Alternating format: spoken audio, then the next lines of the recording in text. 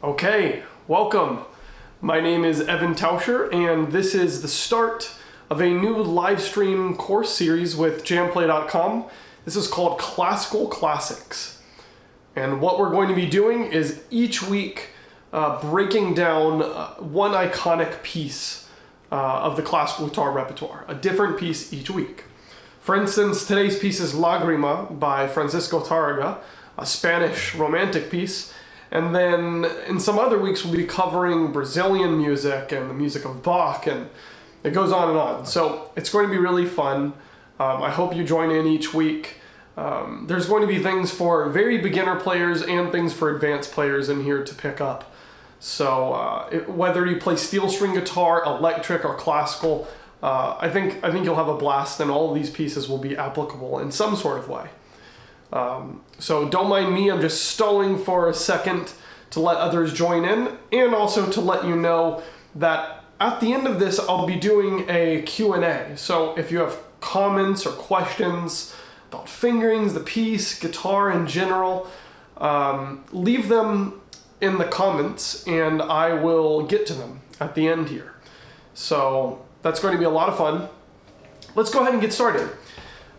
This piece, like I said, it's called Lágrima, meaning teardrop.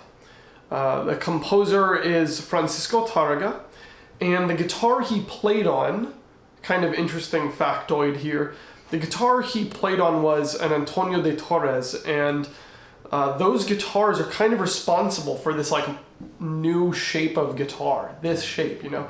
So they're very modern, loud, beautifully full instruments. While this isn't one of those guitars, we can imagine that he was playing on an instrument like that was just so full of sound and was so captivating to the audience. That being said, this piece, Lágrima, meaning teardrop, it's sort of like a prelude. It's such like an evocative and intimate piece in the guitar repertoire in that it's very short. It obviously means teardrop, so it has a sad nature to it. And what I'm going to be doing today is just trying to help you explore how to bring out some of this evocative nature and also how to play this in a way that it remains intimate. There's some things in this piece, like big shifts, strange fingerings, that can sort of disrupt the flow in this piece. It can go from being really sensitive and intimate to extremely squeaky and annoying. So that's the question I most often get from my students is, how do I get rid of the squeaks in this piece? So we're going to talk about those types of things. We're going to talk about the shifts, how to bring out the voices, and how to just make it sing as if it was like a vocalist singing this piece. So, all right, without further ado, I'll play for you the first half of this and show you a little bit of how it goes, okay?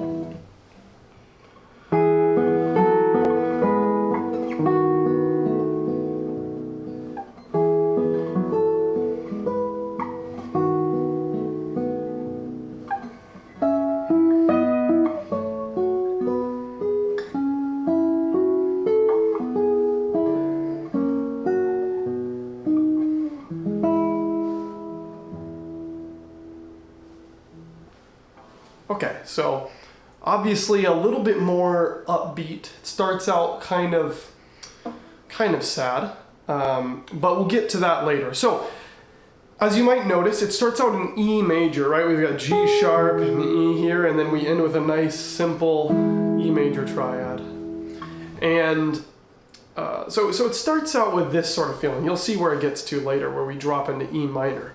But let's talk about the very beginning here. You'll see people finger this in a lot of weird ways. Measure one, okay?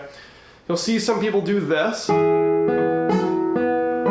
you can see I buzzed there just doing that strange fingering.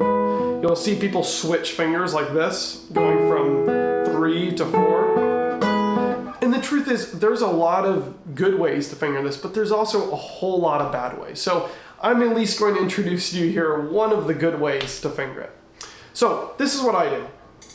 On the first string, I'm going to keep my fourth finger there. This is called a guide finger. As we move through this melody, it's really nice to have that guide finger and that finger to slide along here for the shifts, because otherwise the melody can start sounding like this. Really disconnected and jumpy like that. So pay attention to what's going on here. My fourth finger staying, and we have this stretch from the E here, the second fret of the fourth string, to the fourth fret of the first string. And then we have something a little bit more narrow here, right? This F sharp, the fourth fret of the fourth string, to the fifth fret of the first string. And I'm switching my second finger in the bass line here. And then we do that same thing 2 frets up, right? And then we slide that fourth finger down to the second fret, and we have that D sharp. Same distance as we were doing when we did this and this, but down here with my first finger. And that's so we can reach down to this low B there, you'll see at the end of measure 2. Now, between each of these chords, you'll notice that there's an open B, right? The and the first measure and the second and the third, all the way through the first line of this piece. Now, the really common thing to do here is play it like this. And notice how that B, this open B, is really sticking out. That's not what you want to do, because being the fact that it's just the same thing over and over again, and then this is what you want to call the attention to. You want to play that B as quiet as possible. It's kind of just filling in the gaps to make it more beautiful and more warm and round. So let's experiment with that really slow, right? First, experiment with how quiet you can possibly get it, right? You can make it to where it's almost not heard, like this.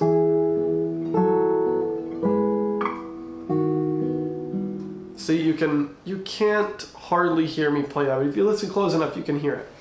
That's about how it should be played, because what you hear too often in this piece is either like I did here, where it distracts from the melody, or it totally takes over the melody. I'll give you an example, like if it's like this.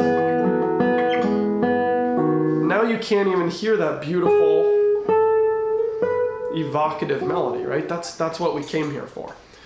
So, what are we going to do? We're going to practice just playing the bass line. Okay? So let's try that. We're doing 1, 2 here, 2, and then down to that D sharp. So I'm playing thumb, index, second finger, index, second finger, index. So in the right hand, it's just thumb, P-I, P-I, P-I, right? So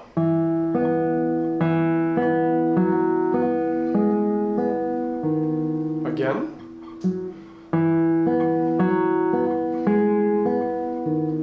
And I'm paying attention, that B, to be very quiet. Now, another thing happens with this bass line, and it's such a famous piece that it's hard to ignore. And what that is you'll hear this. You hear all this squeaking sound? It's like one of the most annoying things about playing the guitar, right, are these loud squeaks that happen. And sometimes it's inevitable, but here we can make a change. So this melody, like I mentioned, is what's so important.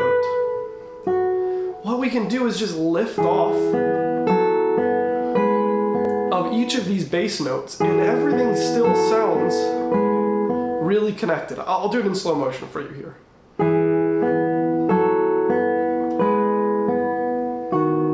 No squeaks whatsoever. But if I hold my fingers down, I'll show you what happens.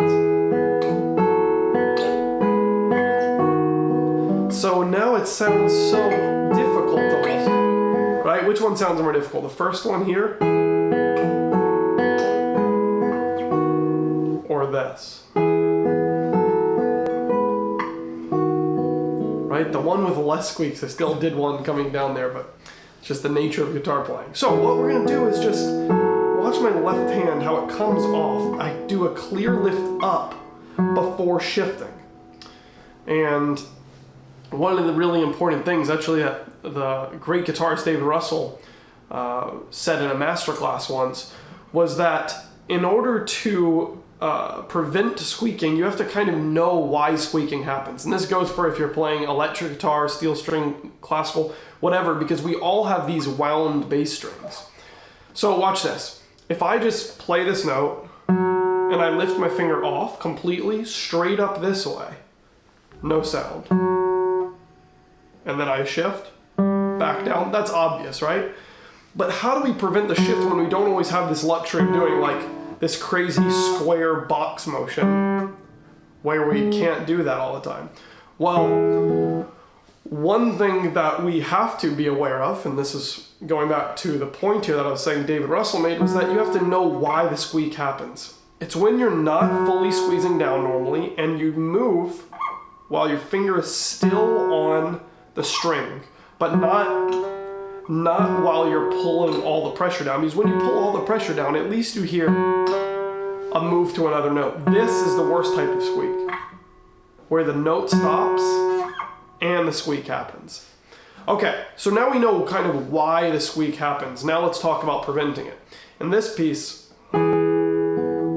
we're just going to lift our finger up and then we're going to slide with just our pinky. This finger is not going to be touching at all when we move to the new positions. See, it just travels along for the ride with the pinky.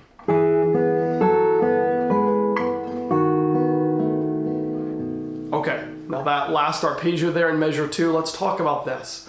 This D sharp and F sharp together, and then we have open B, A, open B, and then our second finger. A very familiar chord here, right? So, open B, and then with my thumb, I'm playing that A, then open B again, then low B, then open B again. See, this way our index finger always stays on that second string playing that open B, just like we are doing here. So it's very well controlled. What you don't want is you just executed this so nice and then, you start accenting random notes in that last little arpeggio where this F sharp is a dotted half note, which for the guitar is a really long note unless you have like a pedal that you can hold down like on a piano or like electric guitarists use, right? So it's really important you bring out that F sharp and that you're in tune.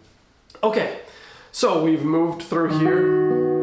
We're using our thumb for that A and that low B. And then we do this again. Now what I like to do that second time, talking about the evocative nature of this piece and the fact that you're playing the same exact thing over and over then. It's like a copy and paste of Tárrega. Okay? The fact that you're playing it again should mean something, right? The way I like to relate it is if you say something twice in a row, you don't say it with the same meaning or in the same tone of voice, right? If you're telling someone, if you're telling your kid to clean the room, you don't say, hey, clean the room twice. If, some time went by and it wasn't done, you would say, clean the room. And then you say, clean the room. Like, it'd be a lot more intense. And in music, it's the same sort of thing. There's a meaning behind the repeats. And you can sort of decide what that meaning is for yourself, but the way I hear the repeats in this piece is kind of like a desperate plea, right? The first time we have... The second time...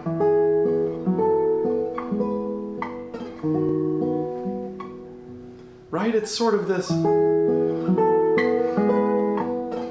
reiteration, right? Not more power like the clean the room example where you're becoming more frustrated. This one I see it as like more of a plea. Or you could do it as an echo where you just move your right hand a little bit more ponticello or closer to the bridge, brighter, and you do something like this the first time.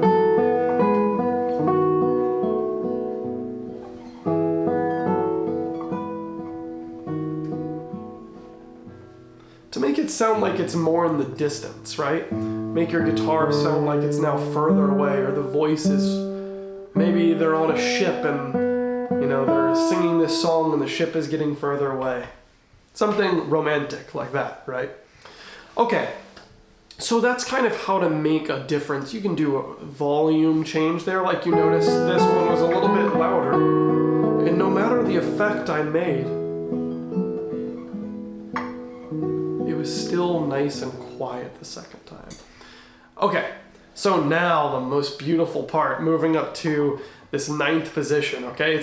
It's the most beautiful part maybe, and it's also the most difficult, okay? So take your time here. It's bar chords. It's kind of a chain of bar chords, so bear with me there.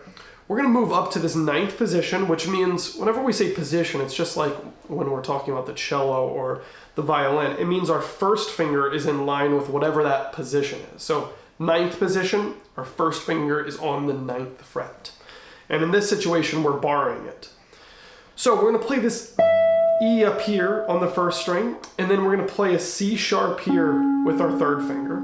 And we're barring only for this 9th fret E, which we're once again playing with our index finger, just like here, where we had that accompanying figure with our index finger. Now we're using our index finger for the E's here. So after we play this, basically 3 and 4 together and just the index bar here for the E, we're gonna slide our pinky down to D sharp. That's only 1 fret. Okay, so let's just practice that.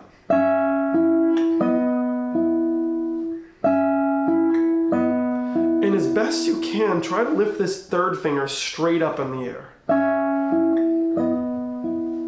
Okay? That way you don't get this. It's hard to make it squeak here without moving to the next one, but so that you have a nice clean sound. Okay, by now your hands probably hurt a little bit from barring, so shake it out. Let's bring it back to there and we'll talk about where we're shifting next. We do this, then we shift it down, keeping the pinky here, keeping our first finger barred like this. Simple enough, right? We're just moving from here. Same thing, pinky down 2 frets, first finger down 2 frets. Except now the accompanying note is going to be this F sharp that we're going to catch. You can do it with your index too. I'm playing it with my middle, and it's because it's the 2nd string rather than the 3rd where we just were with that E, this 3rd string E, right? Then that's that last note of the 5th measure. Then in the 6th measure, you'll see a lot of people do different things here, but I play the B with my 3rd finger on the 4th string. It's the 9th fret. And we have that bar there to play the B. And remember, this is now the melody. These 2 notes, that B and the G sharp. So it's 1, 4. 4 on the 9th fret, 1 on the 7th. And your 3rd finger's here on the B. Now, the reason why we do this position is it makes the next thing so easy. We slide this up to here. So now we're on the 11th fret of the D string. And we're at measure 6, the 2nd half of measure 6 here. We've got C sharp here in a really beautiful expressive position. You can do vibrato. Then open E, F sharp there with your pinky. So this is kind of tricky, right? We're doing C sharp here, then open E on the 1st string. I'm using my A finger or my ring finger here. Okay, this is what we're playing. So C sharp, open E, F sharp, and then this nice A here. Then we're just sliding down 1 fret with that 2nd finger so it can be nice and expressive. And catching that B with our index finger here, which is free the whole time because we're using just our 2nd, 3rd, and 4th finger. So those are both on the 9th fret. We've got B on the 9th fret of the 4th string, and then we've got G sharp here on the 9th fret of the 2nd. Okay, so we're gonna play this next E really fragilely, and I'll explain why. We're up in this high position where it sounds so vulnerable. But then if we play the E like that, it sounds like we're doing some open string bar, or some open string chord, I mean. So when I say play the E fragilely, don't just snap at the string, but give it some touch. Maybe bring it up to the fingerboard. That helps you get a little bit warmer sound. See, that's a lot different than, right?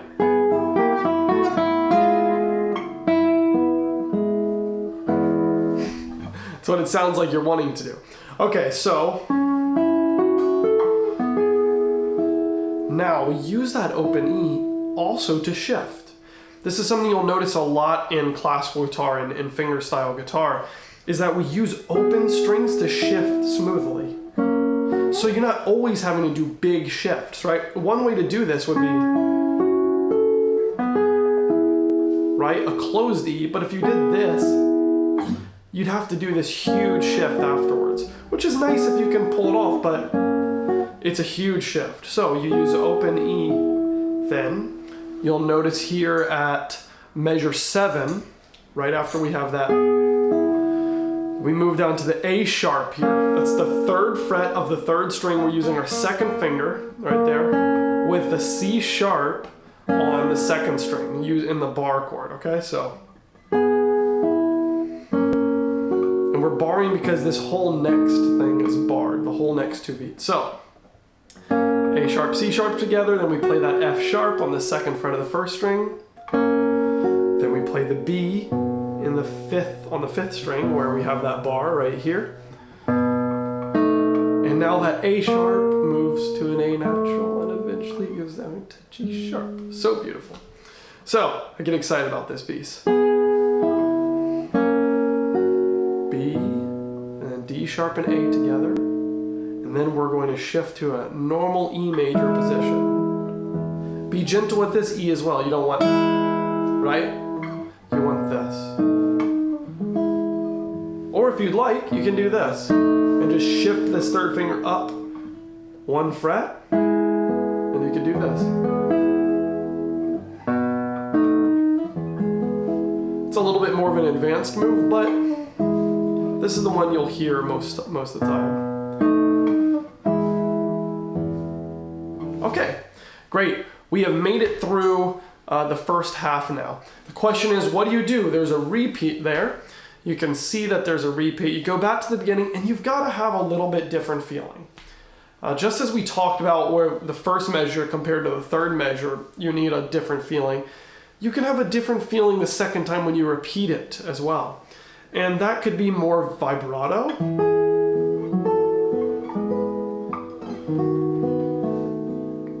In taking more time, or you could be more confident. And not take as much time as to not bore people. Because the 2nd time through, people already know what to hear. They're looking forward to it, hopefully, right? To hearing it again. So you have, sorry.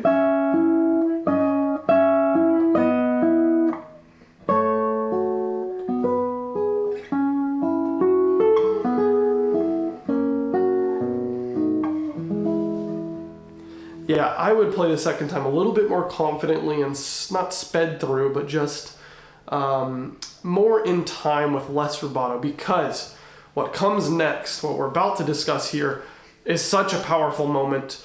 We switch right to E minor, the parallel minor, and it's just dark. It's just very dark, and it kind of closes out the piece. So let me remind you, before we get to the 2nd half here at measure 9, that if you have questions about that first half, anything I said, please leave it in the comments. I will get to it at the end.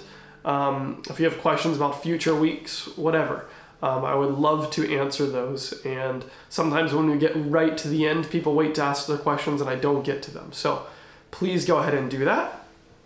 Now let's move on to this 2nd half where we switch to E minor. Okay, you'll notice E minor, only 1 sharp, that's F sharp. You'll hear that here, and occasionally you'll see them move in a D sharp because it's in a minor key. So, let's hear this. We have this right away, such a stark contrast where the beginning is where we have that G sharp, and now we have G natural. And we normally gliss up to that C, and Tárrega in his own handwriting wrote in that gliss. So it's, okay, so, or you could do even a pull off from that C to that B. So make sure you go slow enough in that gliss so you can actually hear the notes as you move up. Sometimes what we do is, or, and it's just, it loses the effect. You want it to be like, da-dee-da-da, so you can hear the movement like a vocalist would. Not that I am, right? Okay. Now, once again, we're struck with this open E that you have to be really careful with. That's 2 shift down to this, but you gotta be careful not to do this. Or D sharp rather. If you play that open E, it ruins it. So make sure you make it warm. You can turn your hand and cut more into the string diagonally rather than like this. So when I do it like this, very bright, if I cut the note more diagonally, you get a little bit warmer sound. All right, okay, so here we go. That D sharp, right? Now we're gonna play that D sharp with our 3rd finger likely. If it's more comfortable, you can use your 4th if you'd like. We're gonna play G natural again. And then really build anticipation for that open E, those 2 open E's in unison, right? And also treat that E nicely. Don't. So I'll show you what that sounds like. It just sounds a little bit too bright.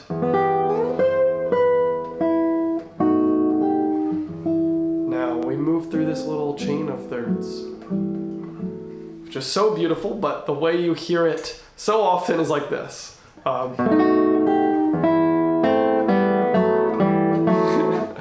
Which now sounds like it's some sort of study, right? This E, as you see, is a half note in both the 6th string and the 1st string. So it really has to sound out. So these other notes, and hopefully no squeaks like I just did there, no extra squeak. You hear how barely you hear these? You really want to make sure the whole time you can hear that E. Listen for it.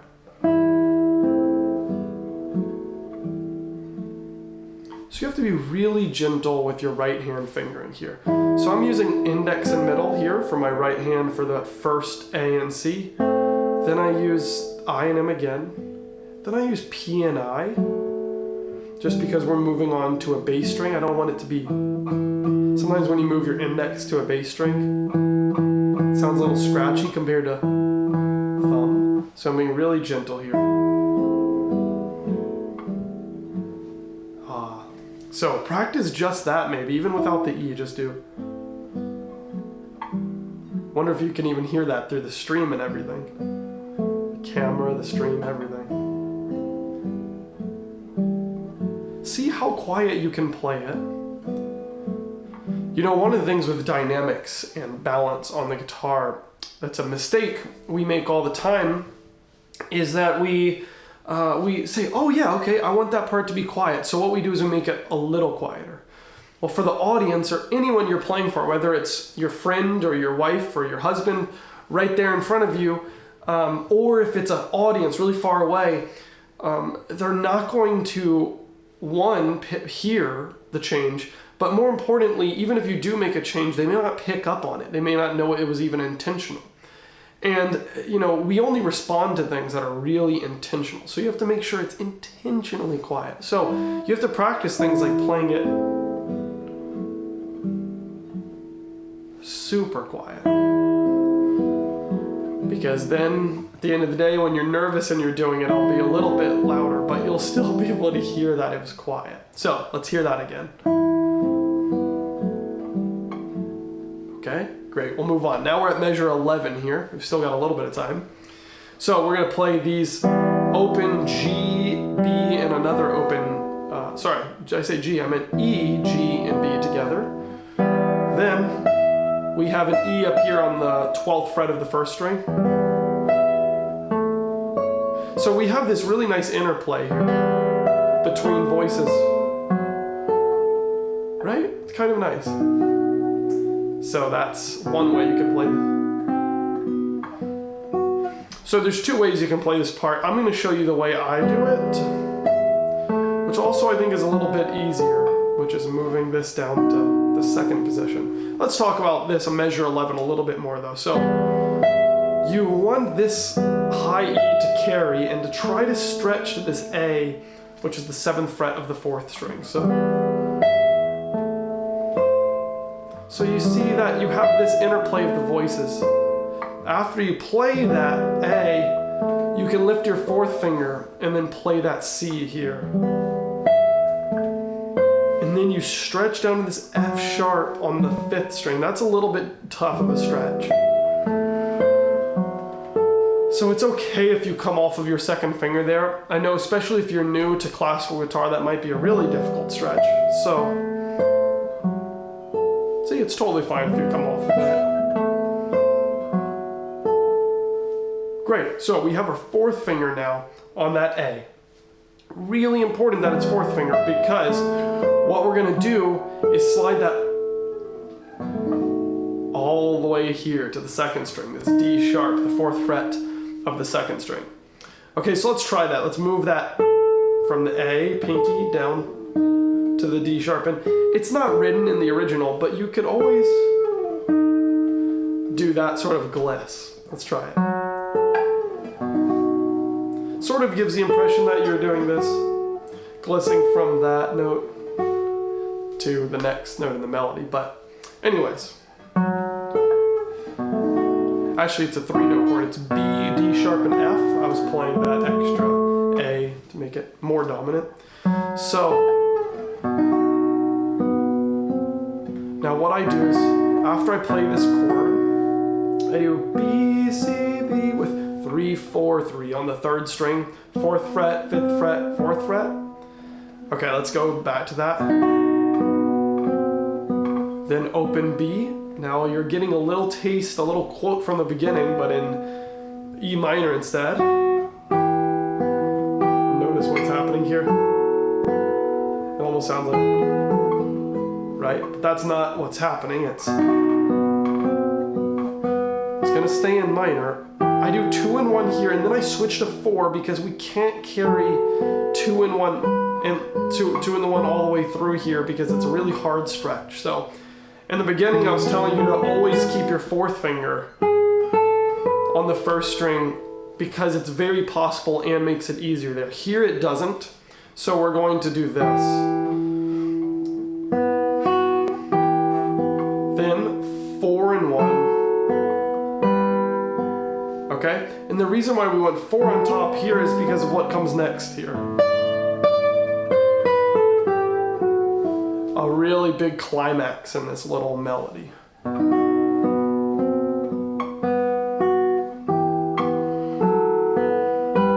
Yeah, that's really nice. That's a nice way to do it. 4 and 1 and then 4 and 1 again here. The only problem is you're doing this. You're sort of like expanding. You're coming from this close together 1 fret away to 2 frets away here. Once again, keeping this open B really quiet. Yeah, I would switch to 4 right here on that 2nd beat of measure 13. You can give this D a little bit of extra time. And that's just 4, 2, 1, 4, 2, 1. Easy enough. Here in 7th position, remember, meaning my 1st finger is lined up on the 1st. My 1st finger is lined up on the 7th fret. Then open E, treat it well again, so not this.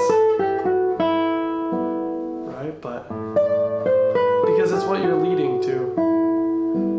Then it's just open E, G and B together. Then F sharp, A and C together. Then open B, very simple, 2 Bs, unison. This is where the melody is going. Sorry. B, A, open G. So, and then low E, right? So let's hear that little phrase again. we have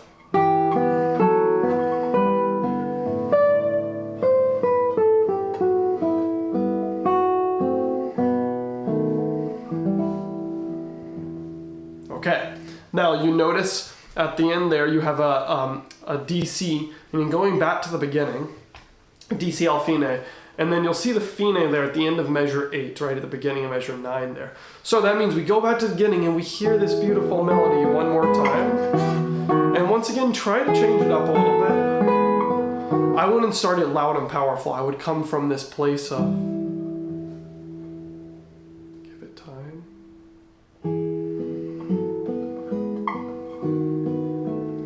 You know, just bringing back that little happy memory.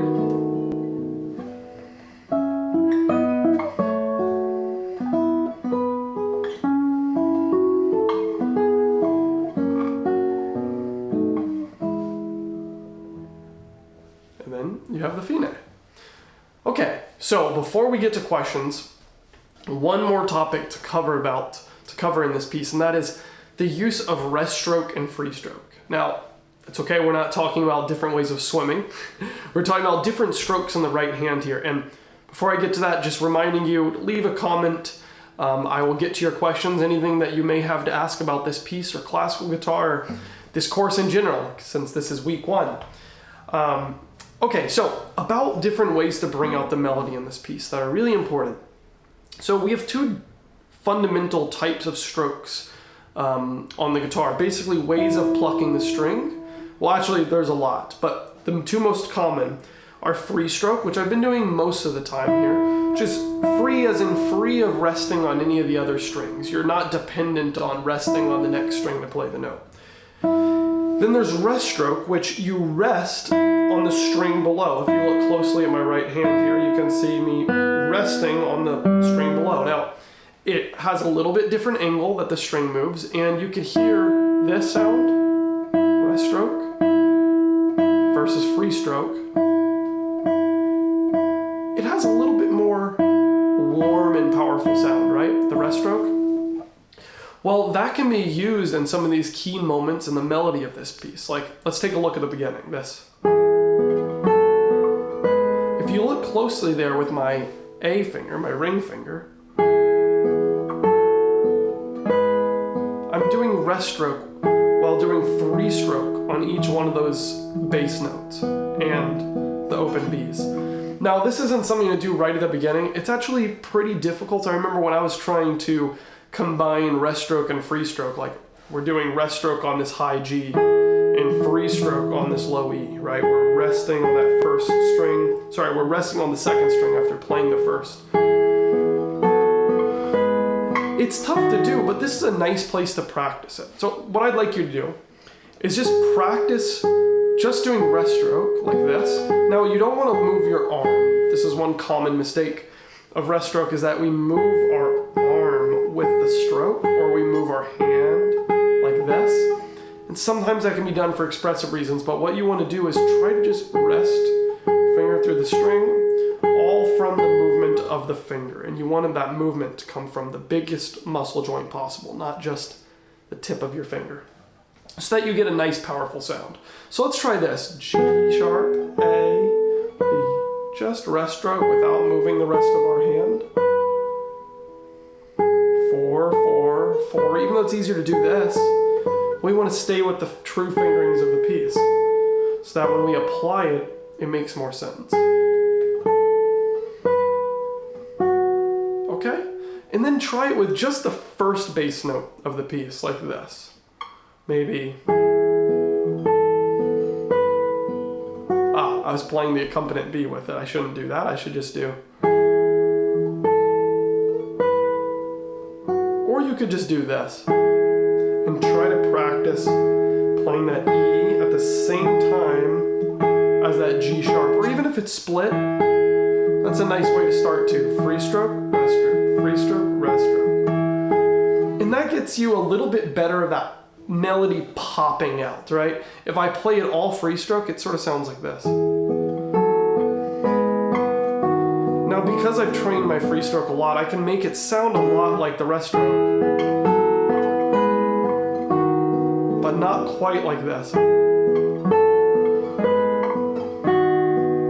Right? Do you hear the difference? Here's free stroke, as best as I can. And here's rest stroke.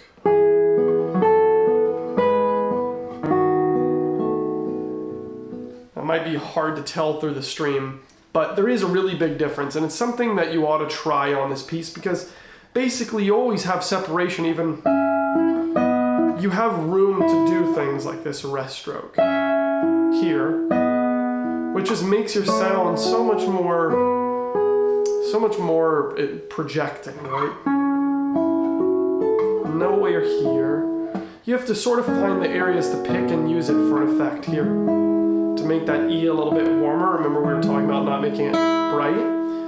Rest stroke helps that. It helps ensure it's going to be a really nice warm note. Okay? Cool. Well, I think that covers everything in this piece. Remember that this piece is about emotion. It's named Lágrima, Teardrop, by this romantic guitar composer where the guitar was just becoming this concert instrument, and it was being played in parlors and very intimate settings. So think about that when playing this piece, not about being like plugged into some Marshall half stacks or something.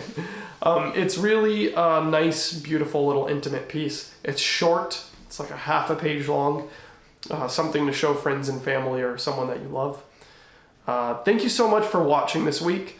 We're going to get to question and answers in just a second. Just make sure you stay tuned for next week. It's going to be a lot of fun. It'll be at the same time. I'll see you soon. Let's get to some questions.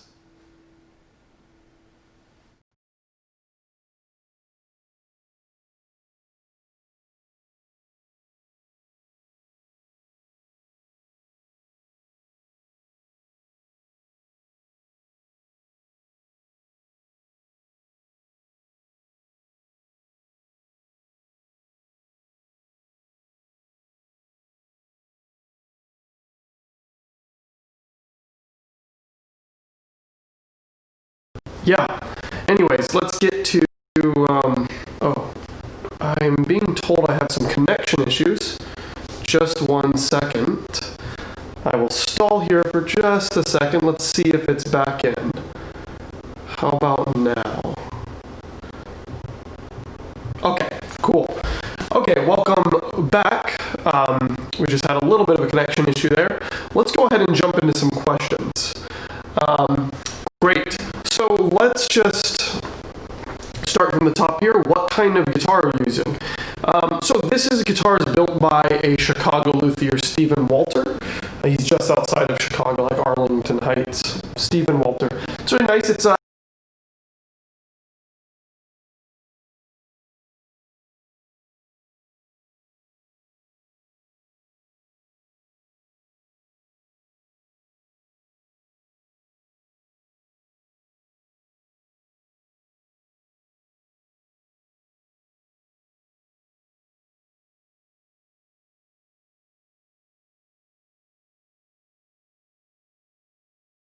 camera, but you can see the honeycomb pattern.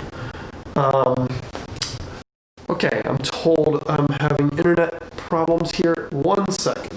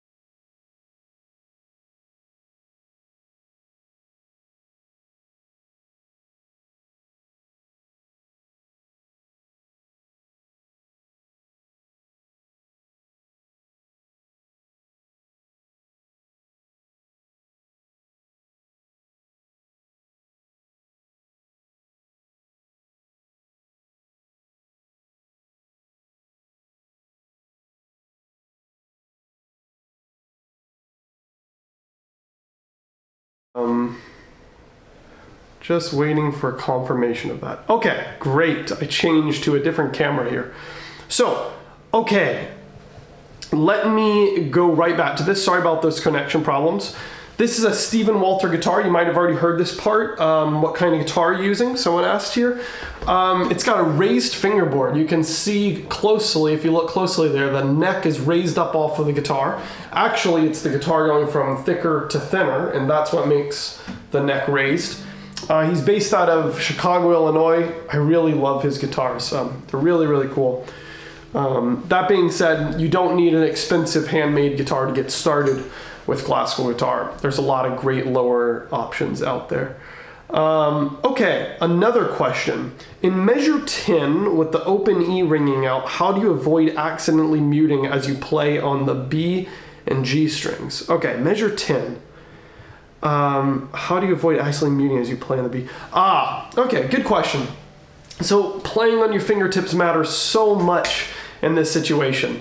So he's asking about this spot.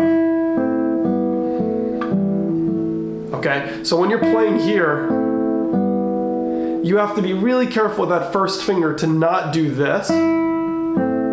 Right? You see what happened there? If I hit it a little bit flat fingered like this, it totally mutes. You just practice doing this. This is a good little exercise. Your first finger here, and then your first finger here, and then open E string, okay? So C, E, second fret. You can just practice doing something like that to get used to your first finger not muting the first string here. And same with your second. You can do the same with your third finger, same with your fourth. And then you can do a little scale, something like this.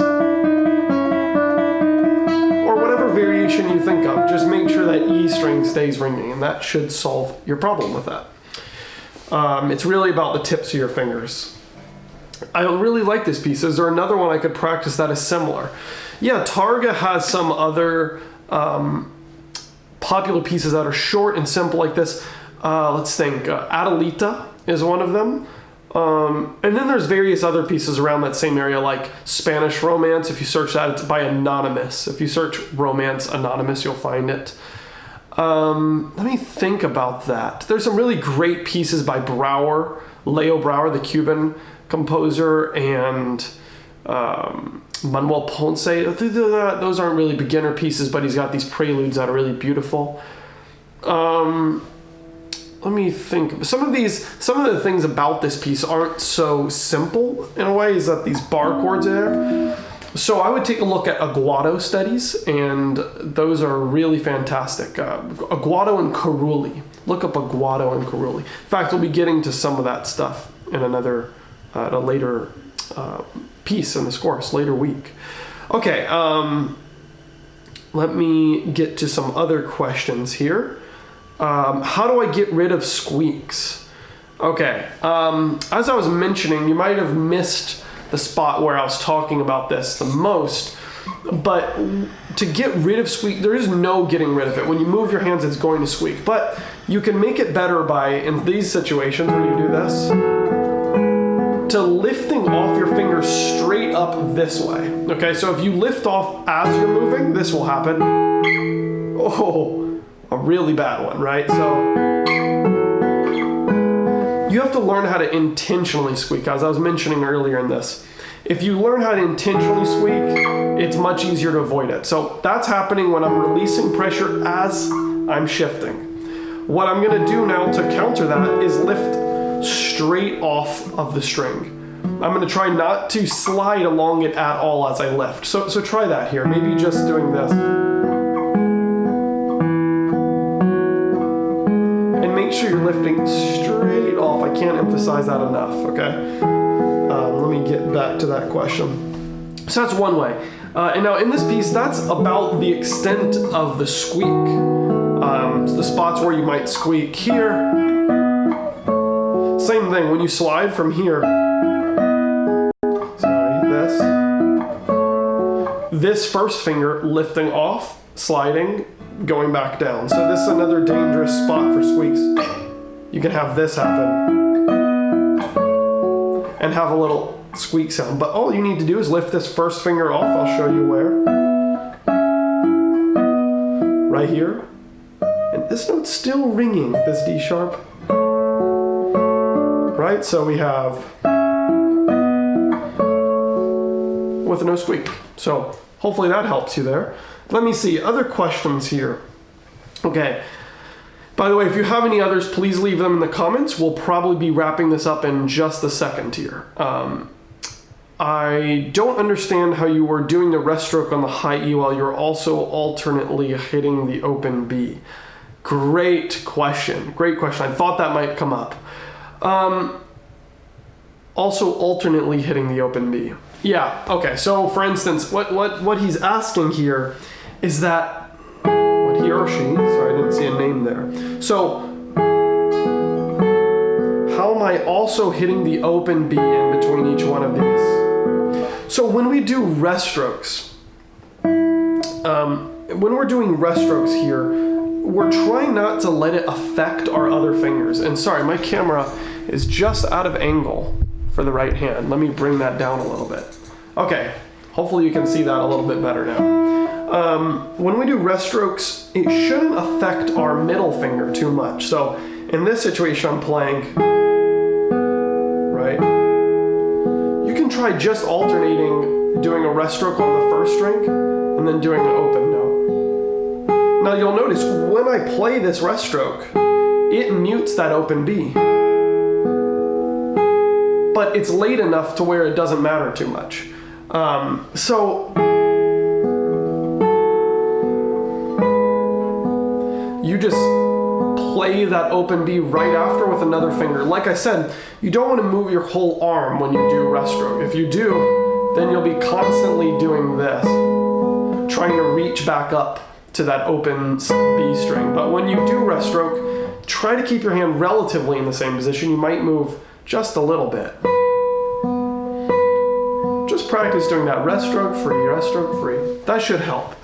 I'm going to read that question again, make sure I got it right. I don't understand how you're doing the rest stroke on the high E while you're also alternating hitting the open B. Yeah, so what fingers did you use? That's the thing. That was just A finger, my ring finger, and then my middle for the open B, and my thumb is here on the bass. You can also use your middle here though. Like that. Middle, index, middle, index, middle, index. It's a little bit less comfortable for me, but my ring finger and middle is what I normally use. Okay, another question here. Is this piece considered a beginner piece? You know, funny enough, it's a lot of people's first pieces they play, I think. And while it's still in the category of being simple or possibly for beginner classical players, it's pretty difficult because of the bar chords up here. That part is really quite hard. So if you are a beginner and you're trying this piece, don't get discouraged by this section. Maybe do something like simplify it. Don't play the bass line. You could do it like this. You know? Just look at the tab in the sheet music and take out the bass line and play it that way. And I guarantee you, if you play the rest of it nicely, no one's going to notice that you took something out of there. So that's something we do all the time in music that seems like sort of wrong, but it has to be done. If something's difficult for you or particularly difficult at any point in time, it's okay to change it a little bit to make it work for you in your given situation. When you're a more advanced player, you can add that back in and it'll be a nice addition. Okay, so unless there are any other questions, I think I'll go ahead and wrap this up. This was really great. We're going to be hitting a lot of other different popular pieces. I believe next week we're going to be going over some Bach for guitar. So not something originally written for guitar, but is so popularly played on the instrument.